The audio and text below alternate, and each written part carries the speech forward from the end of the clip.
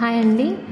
ఇప్పుడు మనం laws on black body radiation చూద్దాము. మనకి మొత్తం మేజర్‌గా 4-5 లాస్ ఉంటాయి కదా! అందులో ఇక్కడ Stefan Boltzmann law, that is Wien's displacement law, Wien's radiation law and Rayleigh Jeans law, one more Planck's radiation law also there.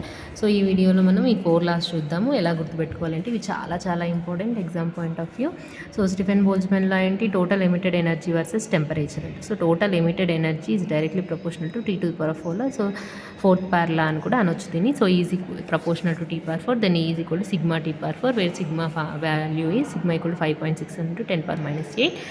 And next Wien's law, దీన్ని Wien's డిస్ప్లేస్మెంట్లో ఇది ఎగ్జామ్ పాయింట్ ఆఫ్ చాలా important. దీని మీద problems అడుగుతారు. Peak wavelength versus temperature. So lambda m into T is constant and that constant value is very important, 2.8 into 10⁻³ metre kelvin.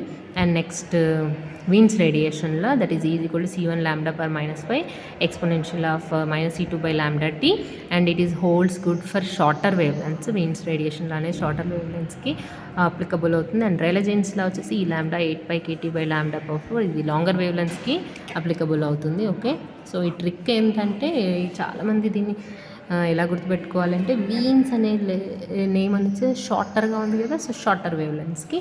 So రైలే jeans అనేది కొంచెం బిగ్గర్గా ఉంది కాబట్టి, లాంగ్గా ఉంది కాబట్టి లాంగర్ వేవ్ లెంత్స్కి అప్లికబుల్ అవుతుంది. అలా గుర్తుపెట్టుకుంటే మనం ఈజీగా ఆన్సర్ చేయొచ్చు. Thank you.